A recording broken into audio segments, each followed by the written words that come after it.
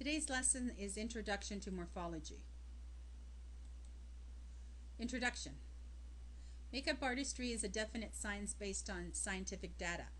However, there are no concrete rules in makeup artistry because it is the variety of facial shapes and features within the facial contours that makes makeup artistry a challenge.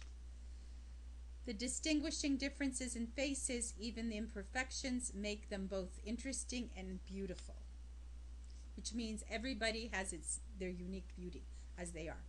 It is our goal as makeup artists to enhance the beauty of the individual. Therefore, each woman's beauty should automatically be based on its particular characteristics, that it is its own morphological type. The science by which we study facial shapes and structures is called morphology. This is derived from the Greek words morphos, meaning shape, and form, from logos, meaning science or study of. It is therefore a science and an art which demands knowledge as well as the ability to distinguish the variety of shapes which correspond to different personality traits. Now, factors that determine our morphology include bone structure. All of the following bones determine the frame of the face, which includes the forehead, which is the temporal or frontal bones, our cheekbones, which are our zygomatic, our jawbone, which is our mandible, our muscles. These muscles lines around our eyes, which is our orbicularis oculi, the lines around our mouth, which is orbicularis oris, and the rest of the face. Now, the adipose tissue is the fatty tissue that is found on the face underneath the skin. This gives us our roundness or fullness, or how thin. It can also determine how thin the face is. So the more adipose or fatty tissue, the fuller the face, the thinner the face. Our epidermis, which is the outer layer of our skin. Fine skin, thick skin, acne, large pores, wrinkles, oiliness, dryness. These are all characteristics of our skin, which will also determine our morphology. Heredity, where do we come from? Inherited traits from our ancestors. Did they have long faces, large eyes, big nose, small nose? Those are our unique hereditary characteristics. And then we have medical conditions. These medical conditions can either be through, medication, or other hormonal imbalances in the body will affect us. Our skin may cause puffiness around the eyes, dark circles, thick or rough skin, depending on what condition we have. And lastly, the environment, which is the weather conditions. Cold or hot, extreme temperatures, changes which cause dehydration, and then the exposure to sun exposure, and not using any SPF, which can cause the breakdown of collagen, which causes our premature wrinkles and aging. The muscles of the face, we have a frontalis here, which is the muscle of the forehead, and if you notice, it's going up.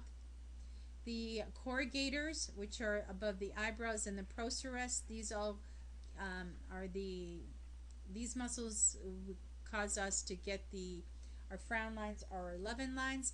We have the orbicularis oculi, which is our eye muscle, and if you notice, it's in a circular form, it's round.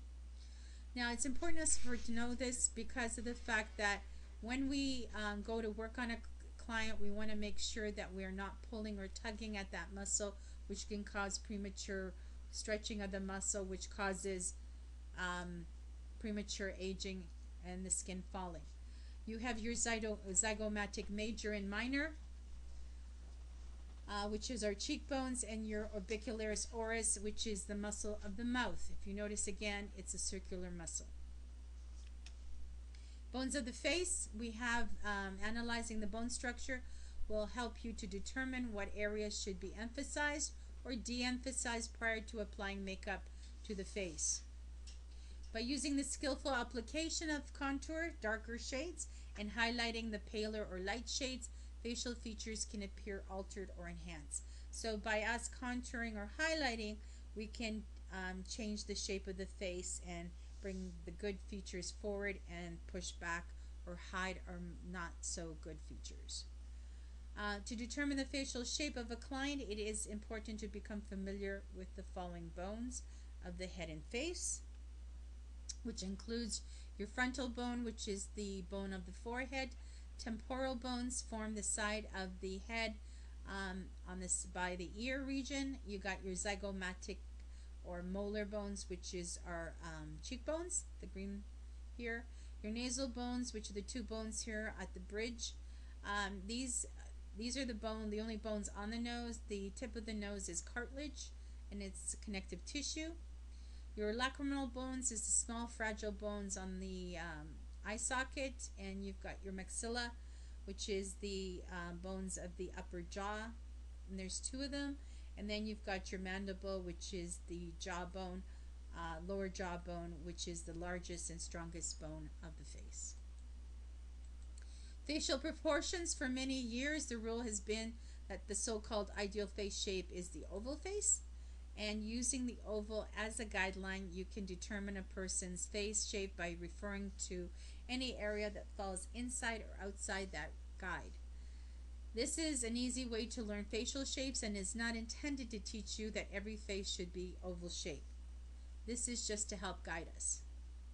What makes a face unique is its bone structure, and the only time you should alter the appearance of the face is when an area or feature is distracting.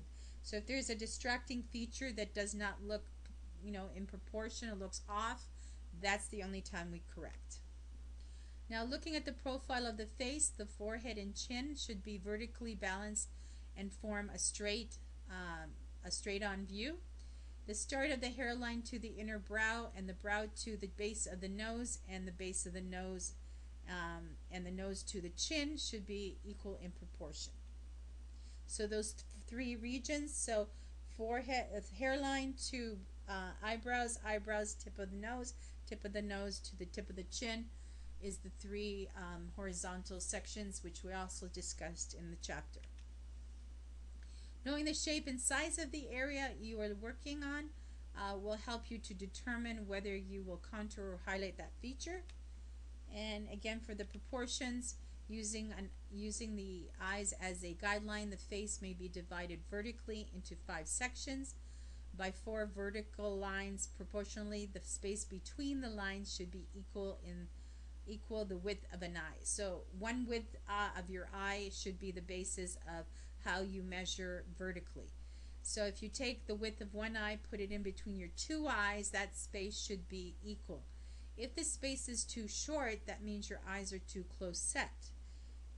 If the space is too large, that means your eyes are wide set. So knowing this will help us to correct this feature on the face. The front view of the head. If you look at the head face on, you will notice that generally the oval shape, that is to say the shape of an egg, the point part being the base of the chin. That's what an oval is.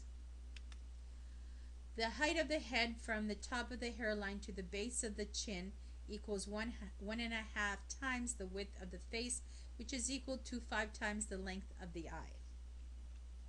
So again, your proportions, you've got hairline to brow, brow to tip of nose, tip of chin. And eye distance, here's one eye width. This eye width should be equal here, here, and the side of the face. If it's not equal on the side of the face, that means, so if it's too large, that means there's too much space, so we have to contour. If the space is not equal, it's too short, then we're going to have to highlight to make it look larger and grab the light. And again, if the eyes are far set, then we want to bring them closer by adding dark and bringing them closer. If the eyes are too far, they're close set, we want to go light in the front here and dark on the ends to push them out. If they are far set, we want to bring the dark forward. Okay? So conclusion, as a makeup artist, it is important to know the morphology of the face, not to make it the perfect oval, but to create a very flattering and attractive face for your client that is unique. So we're not trying to create everybody into an oval. We're just trying to make that phrase perfectly unique for that person that you are working on. Thank you.